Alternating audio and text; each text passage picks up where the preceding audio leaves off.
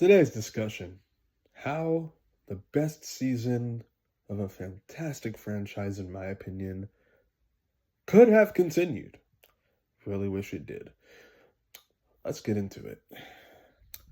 It's times like this where I honestly wish that I was an editor, because I promise you I probably would have put like a clip of the show here. But I also am not trying to put all of that in the description. So, yeah, probably a good thing that I don't know how to edit all that right now. Alert again, little disclaimer, my opinions here, not a fact. However, I am going to try to break down the show best to my abilities from what I remember, and then basically say how I feel it could have continued.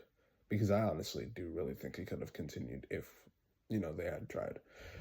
So for anyone who knows Power Rangers, aka a really good franchise that unfortunately went way downhill within the past few years, there was, I think this was 18 and 19, if not 17 and 18. But it was two seasons of the franchise that, in my opinion, ended up doing really well. Power Rangers Samurai and Super Samurai. So what the show is about, if you guys know what a samurai is, that is a warrior from Japan. I could have explained that a bit better, but I think that's the best way I know how to describe it. So if you got, I don't want to say ninja, because I think there definitely is a difference. But yeah, a warrior from Japan. I want to say for the most time it's usually supposed to be a male warrior, but don't quote me on that. However, in here, it was a group of teenagers that all descended from said warriors. So these were like the new generation samurai, and they were known as Power Rangers. What they were basically people who, were just like us, lived everyday lives until these monsters from the netherworld known as Nylok decided to try to come back and flood the earth with this evil water from this river known as the Sanzu River, which would basically make it so that way they could come into our world and, feed off of our fear, feed off of our terror, feed off of all the negative emotions and grow stronger and, one day take over and I guess become the main population of Earth. However, the Power Rangers were always around to stop that. Jaden, aka the Red Ranger and the leader of said samurai team, his father, who was the leader of the samurai team before him, ended up giving his life to seal the master of the Nylok away, aka Master Xandred, who is somehow the strongest Nylok, even though he's not actually the ruler, but more on that in a bit. But regardless, his dad ended up giving his life. I'm gonna assume from the scene that we saw, he along with the rest of the Rangers all gave their lives, because we don't see like any of these past Rangers ever again. We see like friends that become Rangers, and we have little talks about like some of their family members. I think the only family member we do see is Jaden's, but even then, more on that later. So regardless, he tried to use his sealing symbol to seal Xandred away, and it worked for a little bit, but he wasn't strong enough to create a permanent one. So eventually, these guys all came back. Jaden was raised by the mentor of the Samurai Rangers known as G, who was the mentor to his father, and I'm assuming his father's father. I don't know how far back that goes, but I do know that he was around when Jaden's father was a Ranger. And Jaden's father was the one who tasked him with taking care of his son, because he knew he wasn't going to be around because of the last battle taking his life. He knew that he wasn't going to be. He knew that he wasn't going to be around, so he tasked G with taking care of him and helping him train and basically preparing him for when and if the Nylok ever came back, which he did for what, 18 years, I think? I don't actually know how old Jaden was when all of this started. I want to say like 18, maybe like early mid-20s, something like that. But regardless, he trained and took care of Jaden for his whole life. And that kind of came with some consequences, and by that I mean Jaden ends up being like very, very, I don't want to say cold, but like he has a really tough demeanor to him, and he's kind of pretty strict and professional, doesn't really know how to have fun all that much because of just him spending his whole life training, which gets talked about a lot in the series. But regardless, basically, when the show starts off, he ends up basically taking down these group of foot soldiers known as Moogers. That's when we find out, hey, look, the Nightlock are back. Great. Awesome. And G tells him, okay, so look, the Moogers are back, which means the Nightlock are back, which means you have to actually do this little thing called create a team. And Jaden's like, listen, I've been doing this for I don't even know how long by myself. I'm fine. And he's like, no, you're not fine. Maybe you think you are, but you seem to forget your father had a team too. You're supposed to make a team of your own and fight them together and then hopefully destroy the Nightlock for good. So am I really supposed to do this? Yes, you are. These are the power discs that you have to give to each member of the team. Go find them. Good luck. And, so Jaden heads off to do that. And he's like, fine, I'll do whatever I have to do to find them. And then we cut back to the Nightlock. And this dude who's supposed to be like the brains of the Nightlock and the only smart one there and looks like a squid is named Dr. Rue. He's basically like, oh yeah, and I'm also going to do whatever it takes to make sure that we as the Nightlock all come back and like destroy your world. Because that's what we're doing. Xandred ends up waking up. This dude, for some reason, seems to have headaches pretty much all the time, so is forced to take medicine to kind of, like, control those headaches throughout the entire series. Or, like, I guess 2 seasons, if you really want to call it that, considering it's the Power Ranger series in itself. And yeah, Dayu, who's this half Nightlock, half mortal girl that got turned into a Nightlock through a deal made with Xandred, also comes back and is like, oh, okay, so I guess we're really doing this now. We meet a lot of Nightlock throughout the series. Jaden, in the first episode, ends up assembling his team, which is kind of interesting. We have a girl named Mia who ends up becoming the Pink Ranger. We have a swimmer named Kevin. I want to say he was like either in college or high school. But I think most of these guys were I think all of them were for the most part either in school or like around school age. Because yeah, I think most of them were, or like all of them were supposed to be around teenager age. So we have Mia, who's the Pink Ranger. We have Kevin, who's a swimmer and ends up becoming the Blue Ranger. We have Mike, who literally is in school and ends up becoming the Green Ranger, who is by far one of my favorites out of the guys. And then we have Emily, who is the Yellow Ranger, substituting for her sister Serena, if I'm remembering her name right. And she was supposed to be the Yellow Ranger, but she got sick and ended up not being able to take that job. So Emily filled in for her. What all of these guys have in common right now, which you'll realize why I'm saying that later, is they all ascended once again from past Samurai Rangers. However, later on that ends up not being the case. So throughout all of these episodes, they basically have to take down these Nightlock in different ways, find out their weaknesses and take them down for good, and, continue basically protecting the world from the possible invasion of the Nightlock whenever that happens. Then we meet Jaden's long life best friend, Antonio Garcia. Which, yeah, by the way, I think all of these guys are supposed to have last names, but we don't actually find that out unless you look up, like, half of them. We know Jaden's last name is Jaden Shiba. Antonio is Antonio Garcia. Mia is Mia Watanabe, I believe, if I'm saying that right. And honestly, I don't remember, like, any of the others. But, so, yeah, he ends up joining the team later after Jaden, as a kid, promised him that even though he's not from a line of Samurai Rangers, that, hey, look, I'm a Samurai Ranger. I'm supposed to grow up to be the leader. I can make you a samurai myself. So when Antonio heard about this, he ended up being really excited. G, however, ended up being like, all right, listen, you're straying from your task. You're supposed to be working and training, not playing. What are you doing?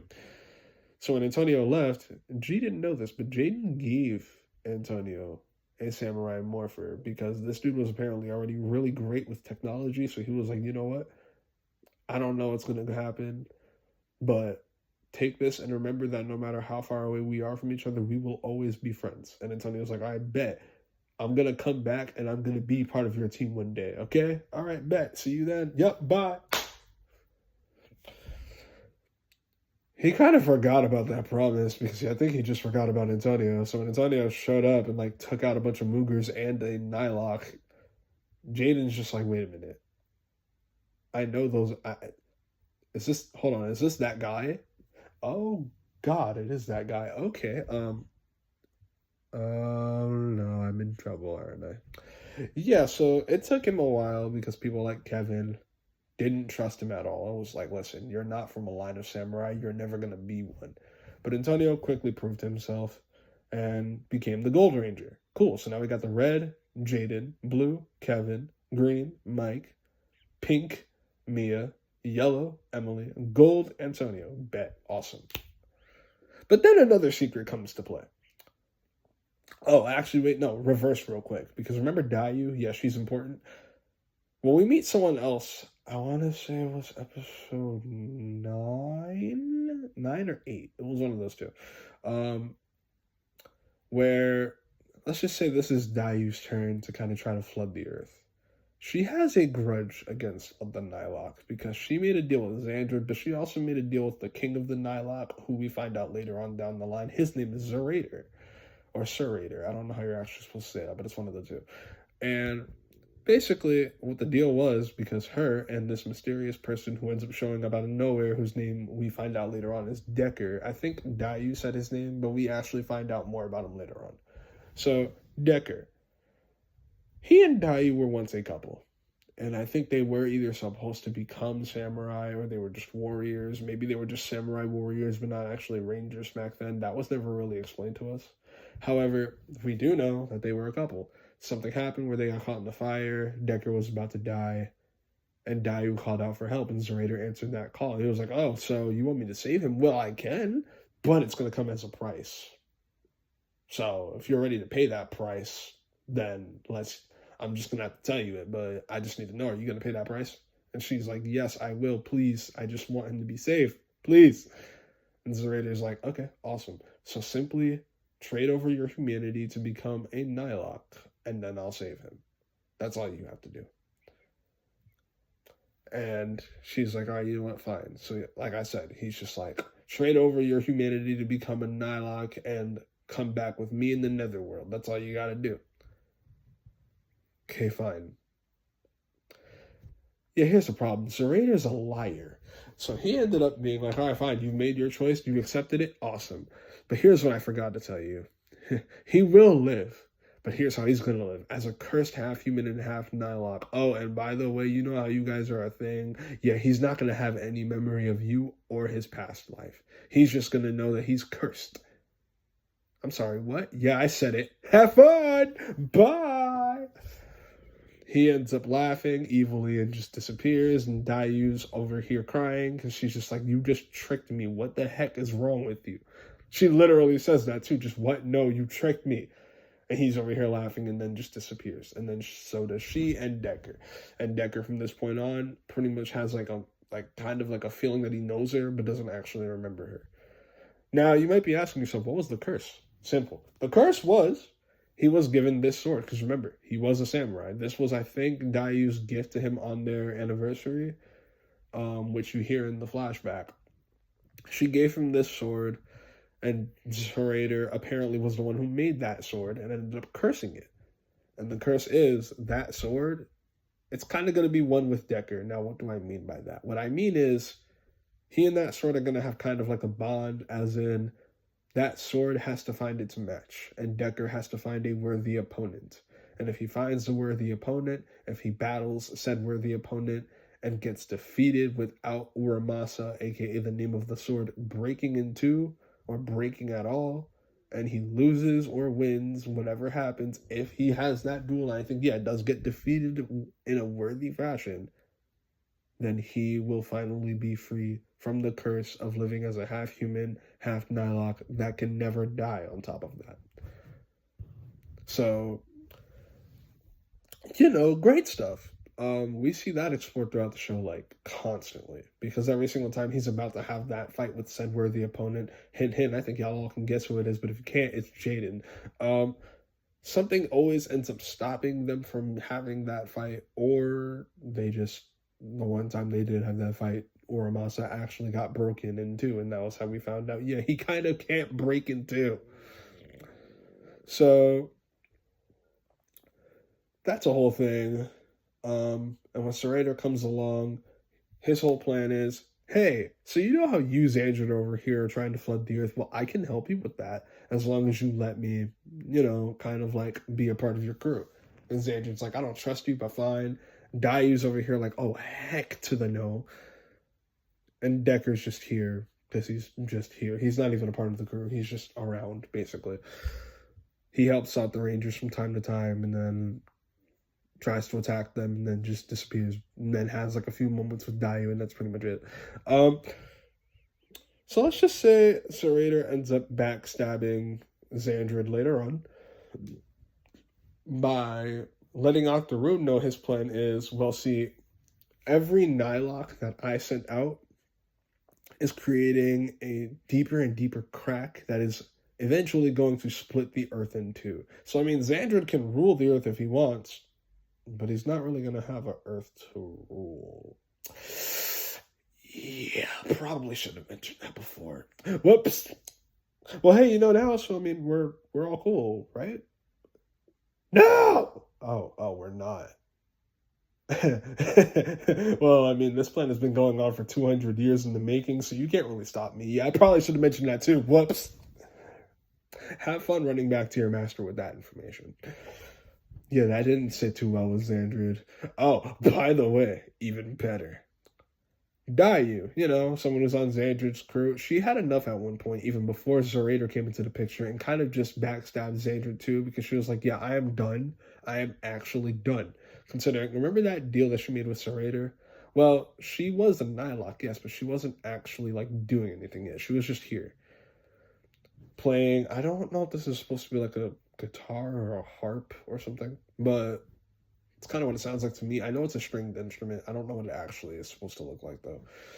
It's called a harmonium, and she, either harmonium or harmonian, I don't know how I'm actually supposed to say that. I think it's harmonium, but it's this instrument that she ends up playing, and basically all she plays on there is her feelings through music. So really sad songs that when Xandred is having a headache, ends up hearing, and it ends up kind of calming him down. And he's like, oh, okay, I have to have that. There's no way I'm not having that.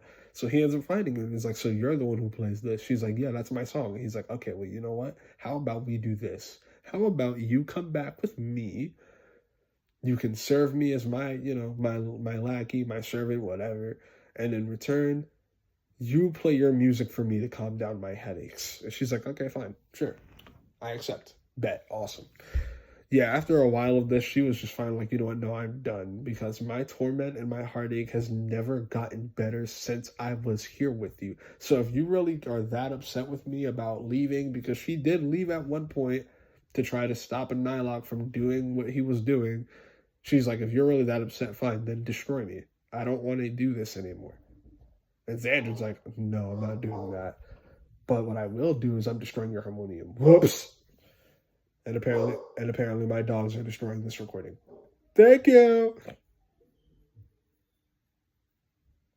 But yeah, long story short, things happen. She ends up leaving. She eventually ends up coming back to Xandred after Serrator gets involved and fixes her harmonium. No, actually, no.